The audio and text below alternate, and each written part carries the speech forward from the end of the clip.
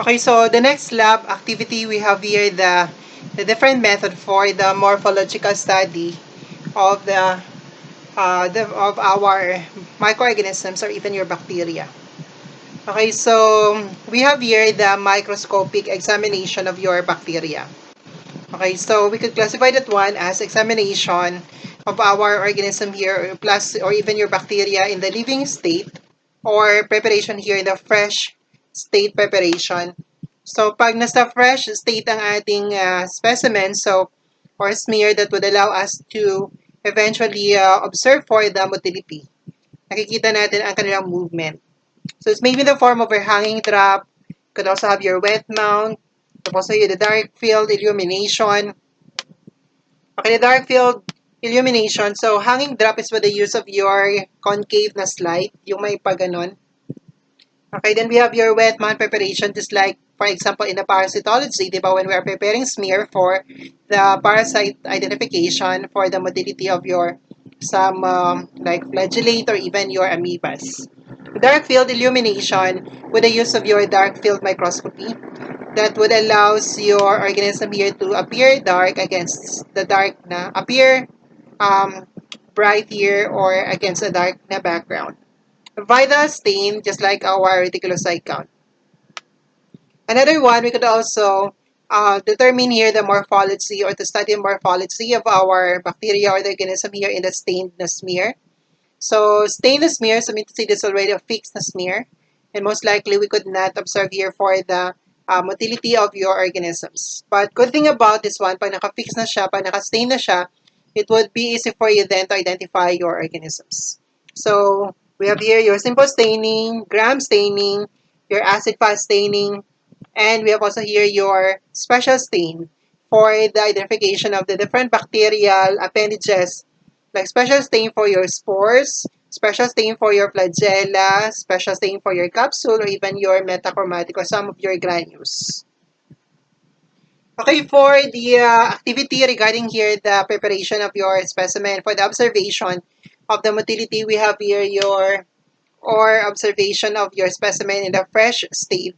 So we have here your hanging drop preparation. So the hanging drop is the use of your concave na slide. So ang slide natin na may parang ganyan. Okay, so basically this would allow us to observe here the motility of your organisms. So what we are needing for this includes here your petroleum jelly, your cover slip, and we have also here your concave na slide. Procedure, so prepare your concave slide and cover slip. And your cover slip here is, okay, lalagyan natin ang edge nito ng, okay, ng petroleum jelly. That would allow your cover slip here to stick to your slide. Okay, then after that one, okay, you try to place your loop-full of your specimen on the, on the center of the cover slip. Or you can put your specimen here directly to your concave na slide. Okay, so our specimen here could be coming from a water in the ponds, or you could also have your specimen coming from your culture media. Okay, pag coming from your culture media, so since like, if that one is coming from your broth na culture media, so since liquid na siya, so okay lang, kasi that's already liquid. So you just need to fish here a loop full of that using your inoculating loop. Kukuha ka lang.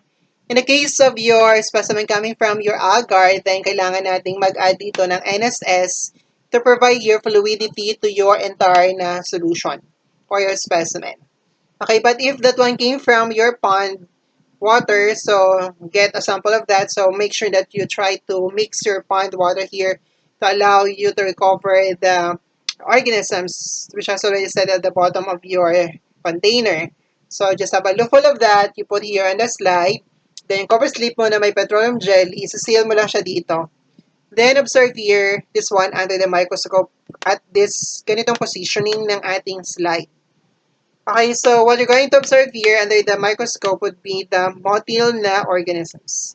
Okay, and then, so just identify that one in the low power objective. So most likely, kung pond water ito, we're talking about your most likely mga ano siya, mga protozoans, mga planktons and other protozoans in your water. Okay, so as simple as that, for the observation of our motility of the organisms with the use of your hanging drop preparation.